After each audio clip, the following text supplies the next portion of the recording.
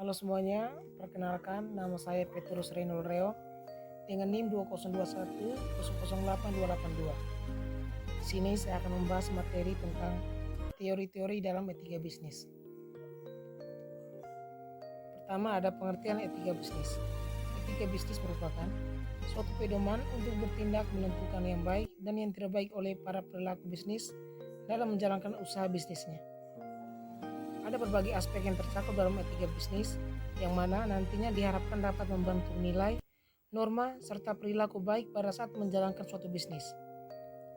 Pada dasarnya, setiap perilaku bisnis akan selalu ingin membangun hubungan bisnis yang baik dengan mitra bisnis dan tentunya dengan para konsumen.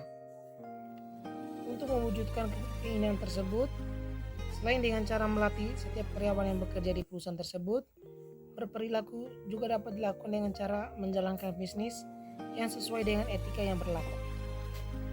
Yang kedua ada pengertian etika bisnis menurut para ahli.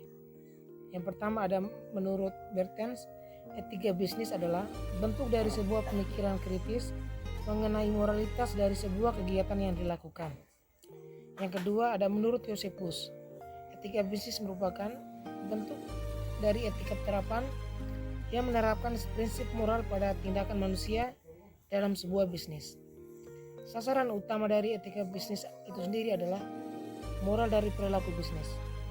Yang ketiga menurut Steve et al. Etika bisnis adalah standar etika terkait dengan cara serta tujuan seseorang saat akan menentukan keputusan berhubungan dengan bisnis. Berikutnya ada teori etika bisnis. Yang pertama ada teori yang dilandasi oleh kewajiban dan tugas. Meskipun dalam pasar bebas dan kapitalisme sekalipun, sejatinya tidak ada pasar yang benar-benar 100% bebas. Sebab pasti akan tetap ada aturan yang mengelola mekanisme pasar sekaligus untuk berinteraksi dengan masyarakat. Oleh sebab itu, jika perilaku bisnis menganut teori etika bisnis jenis ini, maka tanggung jawab yang diembannya bukan hanya terhadap perusahaan saja, melainkan juga terhadap masyarakat. Yang kedua, ada teori yang dilandasi kepentingan pribadi. Teori seperti ini terlibat paling sesuai dengan prinsip pasar bebas, sehingga pengusaha mampu mengambil keputusan berdasar pada kepentingan bisnis yang dijalaninya tanpa harus memikirkan keputusan partikulistik. Hanya saja, penerapannya dapat terlihat seperti pelanggaran terhadap tanggung jawab sosial dan tentunya etika dan bisnis itu sendiri. Meskipun demikian, jika dipikirkan secara matang, bisa saja penerapan dari teori seperti ini memiliki dampak positif bagi lingkungan dan masyarakat sekitar dalam jangka panjang. Yang ketiga ada teori yang dilandasi kasih. Teori seperti ini banyak mendatangkan kritikan karena dianggap sebagai jenis teori yang dapat mengakibatkan kerugian bisnis. Oleh sebab itu, teori yang dilandasi kasih sayang dan kesadaran moral bisnis ini jarang digunakan perusahaan komersil. Namun, jika sebuah keputusan yang akan diambil tersebut berkaitan erat terhadap dampak yang akan menimpa masyarakat dan lingkungan sekitar, maka teori ini cukup efektif untuk diterapkan. Yang terakhir ada teori yang dilandasi kebijakan moral. Teori ini membuat perilaku bisnis akan berusaha untuk mengambil keputusan berdasarkan beberapa aspek tertentu. Misalnya salah satunya adalah konsekuensi terhadap kesejahteraan pegawai dan masyarakat yang ada di lingkungan sekitar tanpa usaha itu berdiri.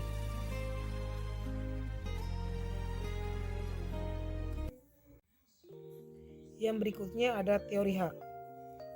Hak didasarkan atas martabat manusia, sedangkan martabat manusia itu adalah semua sama. Menurut Immanuel Kant, manusia merupakan suatu tujuan pada dirinya. Oleh karena itu, manusia harus dihormati sebagai suatu tujuan tersendiri dan tidak boleh diperlakukan sebagai sarana demi suatu tujuan. Berikutnya ada teori keutamaan. Teori keutamaan adalah teori keutamaan yang memandang sikap dan akhlak seseorang.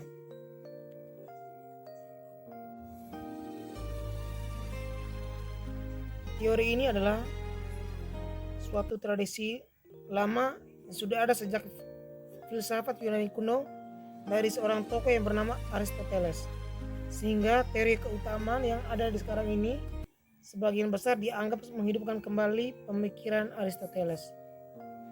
Terjemahan yang paling tepat adalah keutamaan yang paling dekat dengan kata arete yang dipakai.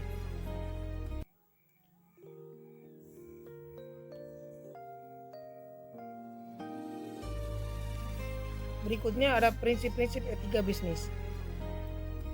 Yang pertama ada prinsip otonom. Prinsip otonom adalah sikap dan kemampuan manusia untuk mengambil keputusan dan bertindak berdasarkan kesadarannya sendiri tentang apa yang dianggapnya baik untuk dilakukan. Orang bisnis yang otonom adalah orang yang sadar sepenuhnya akan apa yang menjadi kewajibannya di dunia bisnis. Yang kedua ada prinsip kejujuran. Prinsip kejujuran adalah sebuah etika bisnis karena mitos keliru bahwa bisnis adalah kegiatan tipu menipu demi meraup keuntungan yang besar-besarnya. Para perilaku bisnis modern saat ini sadar betul bahwa kejujuran dalam berbisnis adalah kunci keberhasilan, termasuk untuk bertahan dalam jangka panjang dalam bisnis yang penuh persaingan yang ketat. Yang ketiga ada prinsip keadilan. Prinsip keadilan menuntut agar setiap orang diperlakukan secara sama, sesuai aturan adil, dan sesuai dengan kriteria yang rasional, objektif, dan dapat dipertanggungjawabkan. Prinsip keadilan menurut agar setiap orang dalam kegiatan bisnis, entah dalam relasi eksternal maupun internal, perusahaan perlu diperlakukan sesuai dengan haknya masing-masing. Yang keempat, prinsip saling menguntungkan.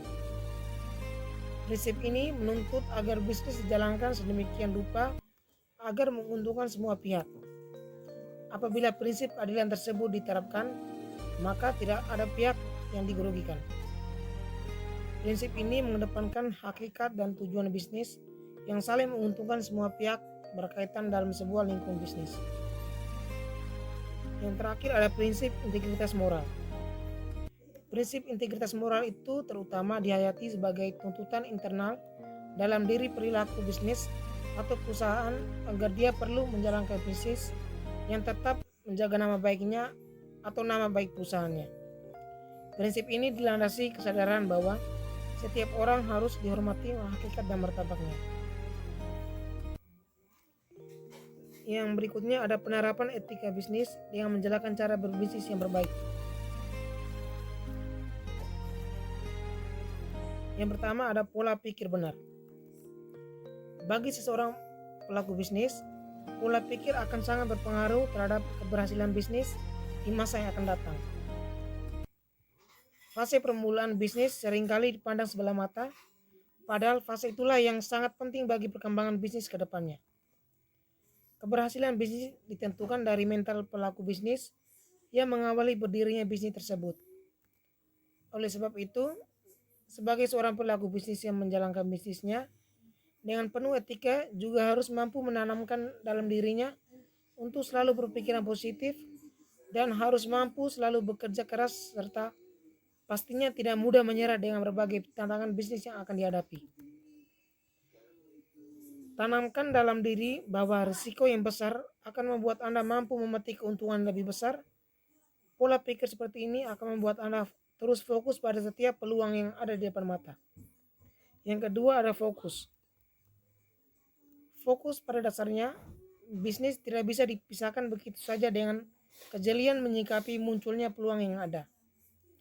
Jika Anda mendapatkan peluang bisnis, usahakan untuk mengambil dan memanfaatkan sebaik mungkin.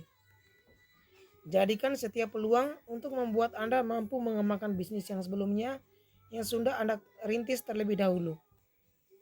Meskipun demikian, pemanfaatan peluang tersebut juga harus tetap sesuai dengan etika bisnis.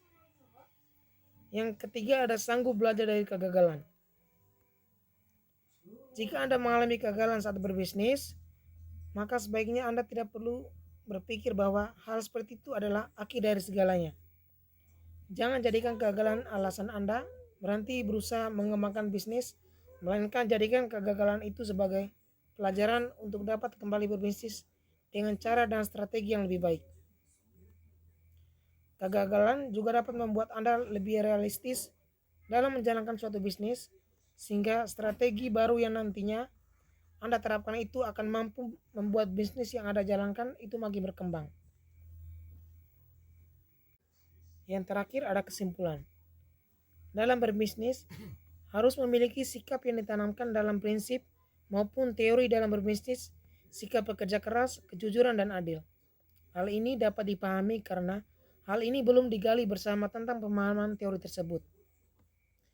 Karena pada hakikatnya, teori-teori etika bisnis dapat diterapkan dalam berperilaku di dunia bisnis, sehingga bisa selaras satu dengan yang lain tanpa saling merasa dirugikan sebagai hakikat dan martabat manusia secara seutuhnya. Baik, itu saja materi dari teori-teori dalam etika bisnis. Sekian dan terima kasih.